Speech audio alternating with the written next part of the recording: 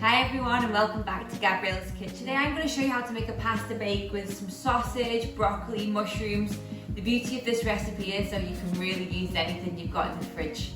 First thing we're going to do for this recipe, we're going to make the pancreato. So that's the crispy breadcrumbs we're going to sprinkle on top.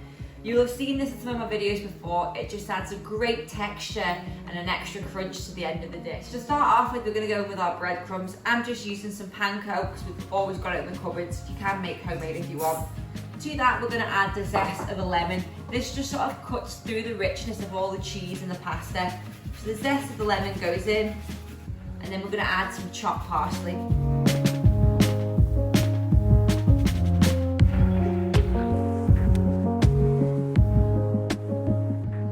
Add some garlic. You can either chop it really small or just with your grater run it over like that, whichever you prefer. So I'm going to go in with 2 cloves because I really like that heat you get from the garlic.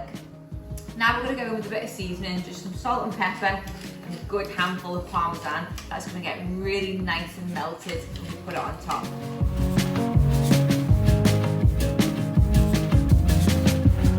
Last ingredient, we're doing with a good glug of olive oil, about 2 tablespoons. The reason we do this is it just helps the breadcrumbs colour when they go in the oven. We're going to make a quick bechamel now for this pasta bake. This just keeps everything really moist and stops it from drying out. So just really simple, we're going to go in with equal quantities of butter and flour. So about 1 tablespoon of flour, 1 tablespoon of butter. If you want to weigh it out, 50 grams of each. So that goes in. We're going to let that butter completely melt before we add our flour, just to ensure that everything's going to come together nicely. The butter's completely melted, so we're going to add our flour straight into there. And it's really important now that we work quite quickly and we're confident. So we're going to just keep that moving around. And it's really important at this stage that we actually cook the flour out. We don't want our bechamel or white sauce to have a really raw flour taste. So you're going to be here for about a minute or 2. So now we're ready to add our milk. A good little tip, always have your milk slightly warm. You can just do it in the microwave, it's the quickest way. This just helps the sauce thicken quicker without it getting lumpy as well. So you're going to go in, and the best thing to do as well is have your milk in something that's easy to pour into, a little jug or even straight from the carton if you've warmed it up and put it back in. So you want to start adding it slowly, just a little bit at a time. Don't panic, it will seize up and go really thick and tight. Don't panic, give it a mix and go again with a little bit of milk. Just keep on doing this slowly. As long as you keep everything moving with a whisk, you're going to be absolutely fine.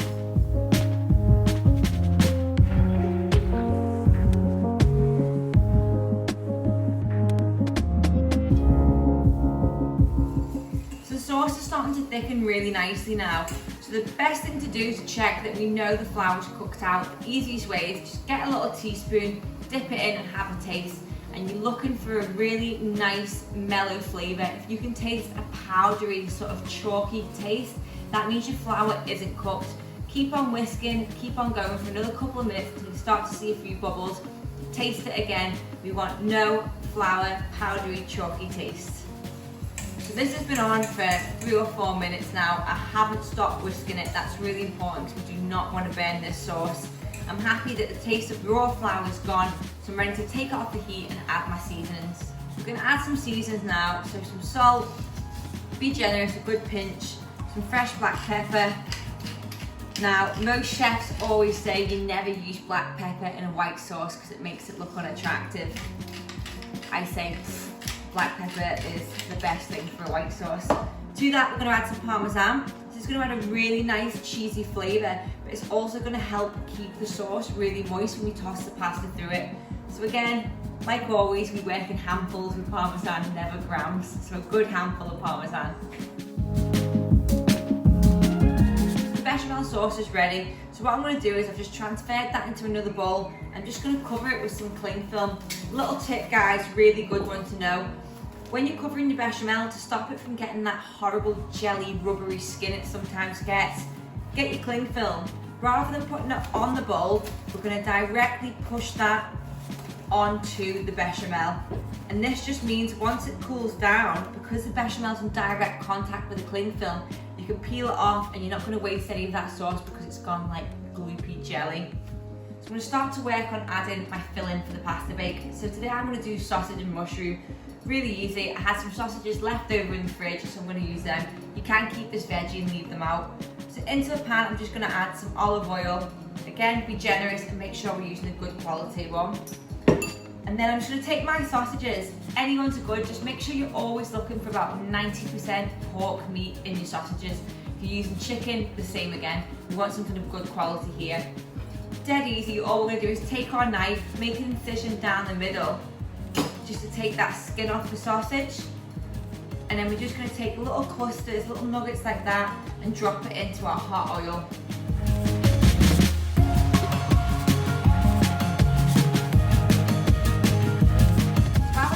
I'm just going to add a few chopped mushrooms. You can use any ones you like. I'm using chestnut. I like the colour of them, and I think they've got a stronger flavour than your regular white ones. Just a few of them, and they're going to go straight into our pan with our sausage meat.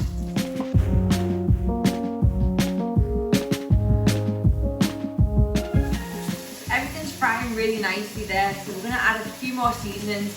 I'm going to add some dried chilli flakes. At this point, if you want to add some fresh chilli, add that in. Just about a teaspoon's more than enough, because the dried is a lot stronger than fresh chilli. Always remember that. Then some pepper, and then a good pinch of sea salt. Everything's got a really nice colour there. If you feel like your sausage meat is sticking to the bottom of your pan and you can't get your spoon through it, don't panic, just take a little bit of water and add a splash and really work your spoon to loosen all those bits that are sticking down. It's all flavour, remember that. So the sausage and mushroom mixture's cooked down nicely now, and then the sausage is fully cooked and the mushrooms have got really soft. So we're going to set that aside and get ready to cook our pasta. Our pan of water's on, ready to cook our pasta. We're seasoning it well, and the reason why we season our pasta water, you'll always see in recipes it says, make sure you add enough salt so it tastes like the Mediterranean Sea. The reason why we're doing that is, look at the size of your pasta before you cook it, and then think of the size of it once it's cooked. It's absorbing so much water. So with absorbing water, you want to season that water so the pasta doesn't taste bland. That's why we season our pasta water. So we're going to go in with that. Today I'm using penne, but rigatoni works really well, or packery, or shells. Anything that's got a really thick tube will work perfectly for this dish. So the pasta at this point now, I'm tasting it and it's still got a really hard bite to it. I can bite my teeth into it. That is good. So what we're going to do now is add our broccoli. If you're going to be using green beans or peas, this is the point you'll add that straight to that boiling water. That's my dog. So we're going to add our veg, and we're only going to cook that for 2 minutes because we still want to keep it really sort of fresh and crisp, you know, al dente as the Italians say. So we want to drain that after 2 minutes and make sure the broccoli's crisp and the pasta still has a bite to it. Just drained the pasta and broccoli, that's ready. So to that we're going to add our sausage and mushroom mix that we cooked earlier, straight into a nice big bowl and mix everything together. To that we're going to add our bechamel from earlier on, and as you can see, no gooey skin. Cling film trick worked a charm. Bechamel. It's good to work with this while everything's still warm, because it just means you're going to get a nice smooth sauce rather than a lumpy one. Now you can just keep this as a white pasta bake, but what really takes us to the next level is adding some pasta sauce. And when I say pasta sauce, I say the famous Sugo. You'll have seen me use this sauce in so many of my recipes, and you can find it on my Instagram page. So this is just cooked tomatoes with garlic and onion and fresh basil and oregano, and it's just great to add another depth of flavour. So we're going to add that and give everything a good mix together.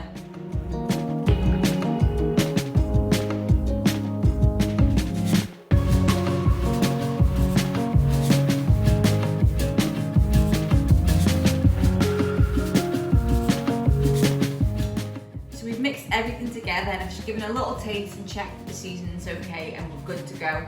So now we're going to start layering it into our dish. So you just want to use something that's oven-proof safe. So I've just got a nice deep casserole dish. So we're going to start to layer this. So rather than putting everything in at once and putting the Parmesan and cheese on top, we're going to add layers of cheese throughout it. So when it melts in the oven, every mouthful is going to be stringy and gooey.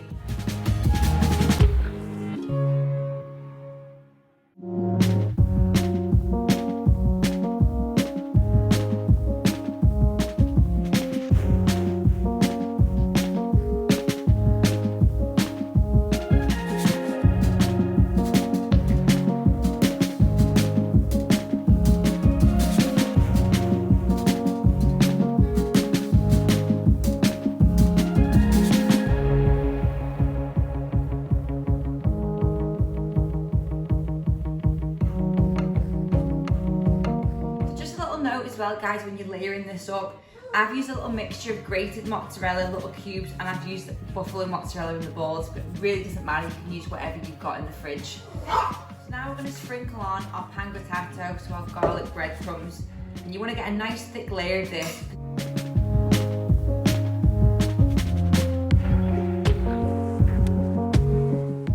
This is ready to go into a preheated oven for about 35-40 minutes at 180 degrees. We're just looking for everything to get piping hot and for the cheese to melt. But at the same time as well, a good little note to remember is this can sit in the fridge for up to 3 days. So if you've got a busy week ahead of you, or you've got friends coming around for a barbecue or a party, you can make this 2 days in advance and just keep it in the fridge.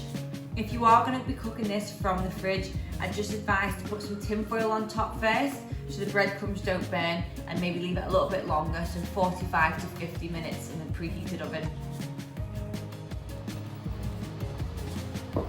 Pasta bake's just come out of the oven. It's hot, the cheese is melted, and it smells incredible. So there you have it, guys, my homemade sausage and mushroom pasta bake.